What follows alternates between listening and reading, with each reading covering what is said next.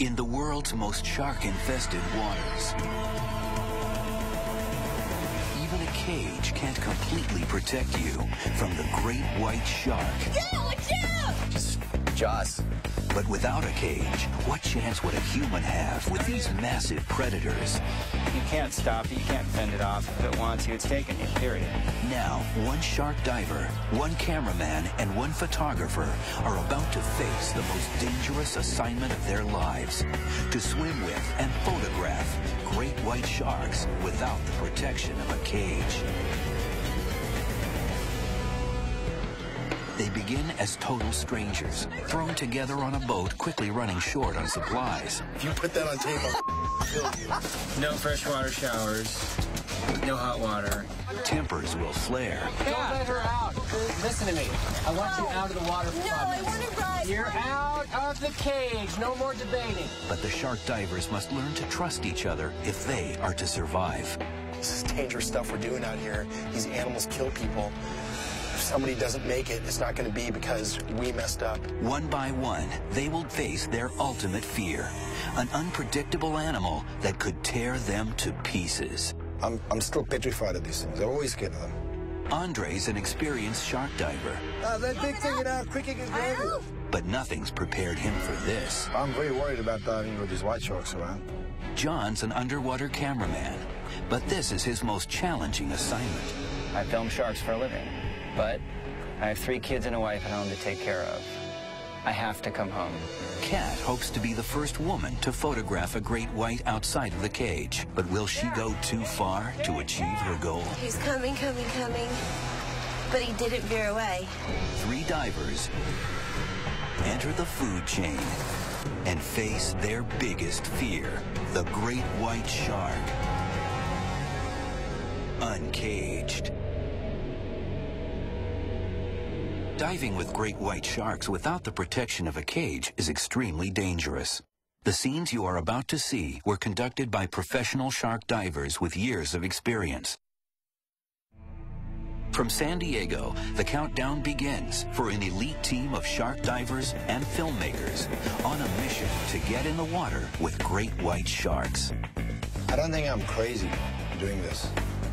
To me, it's more of a calculated risk.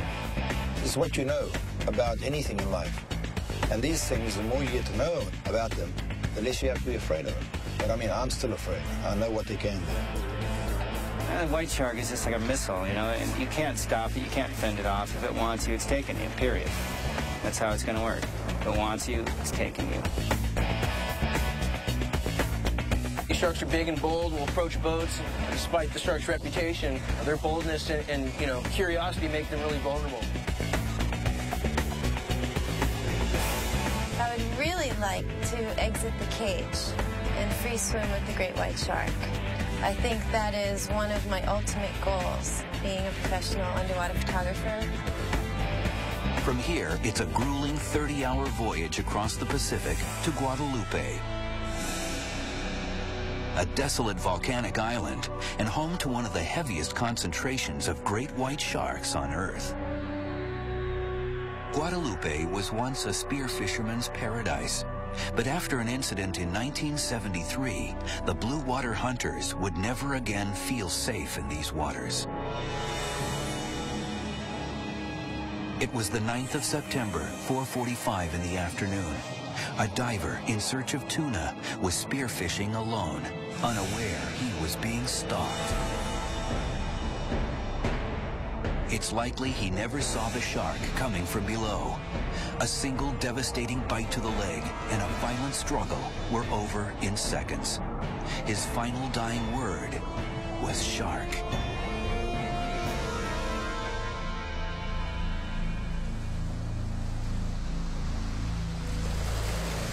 As you can see, we have the lush accommodations here aboard the USS Serengeti. Me, the chief medical officer, sleeping on a 2x4. But the instant appearance of sharks has pumped up the mood and gives the divers a first look at these animals. You know those shots where you go rah, rah, rah, and they come up?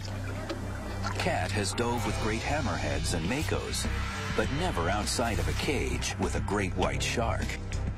Andre has logged over 1,000 dives with white sharks in his native South Africa, but even he will need to get a feel for these Guadalupe sharks. These things used to bite the engine and the outboards of our boats, and to stop them from doing that, we started pushing them off.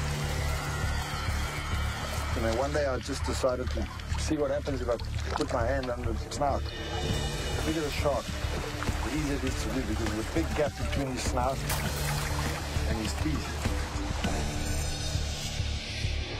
Before free swimming with these animals, the divers will launch a cage with sliding doors, a refuge if the sharks turn aggressive. It's one of the nicer cages.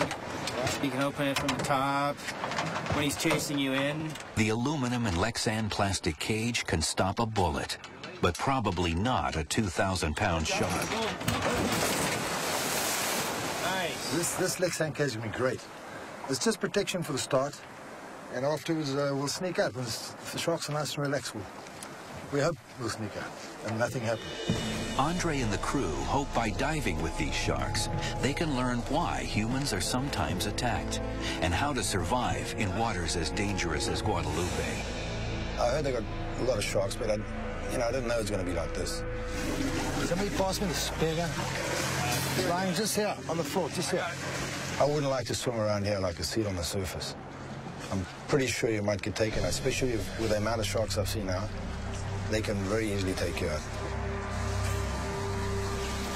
Seconds after Andre hits the water, the sharks move in to investigate.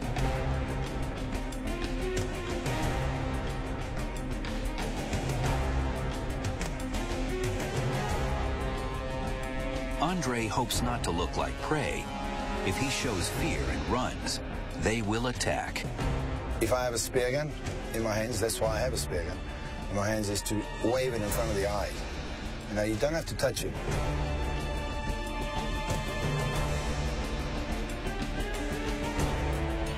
With these sharks at Guadalupe, I was quite a bit afraid in the beginning to get in with them. And I've had a couple of times where I thought it was going to come at me. And I had to fend him off with a spear gun. If he's that fast, I don't like it. Oh, yeah, he's fast. Oh, that big thing, quick he can grab you.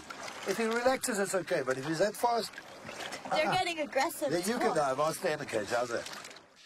The sharks are not only aggressive, they may work together while hunting. As one shark distracts Andre in front of the cage, a second shark sneaks up from behind.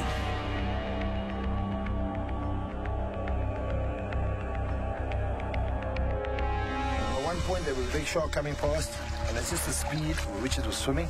It was big enough to maybe take a try. Andre's first dive has confirmed his fears. Compared to South Africa, these are not your average white sharks. They look a little more, how should I say, bitey, like they want to bite on you. I saw my first white shark in 1977, and lucky I saw him coming. Those teeth, that mouth when it opens, it's really scary. I'm still petrified of these things. They're always scared of them. They can take you out in a second. In the past 20 years, I've been living in Gansbaai, South Africa, the great white shark diving capital of the world.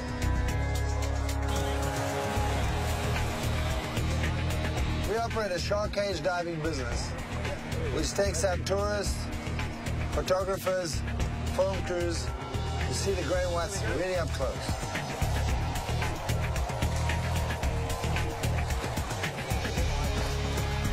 Quick. Working with these sharks every day, we learn quite a lot about their behavior.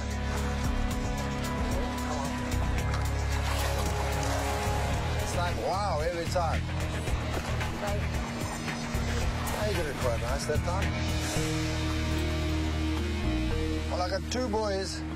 One is 14, the other one's 11. That I take to the island, and I often drop them there, and they free dive and spearfish in the kelp while we go and work. And funny enough, the last time I took them was about a month ago. And they went in this open area the other day, and they bumped into a 3.5-meter white shark. And the little guy hid behind the kelp, and the guy fought and pushed it off 3 times, and it swam away. I'm quite proud of that. I don't know.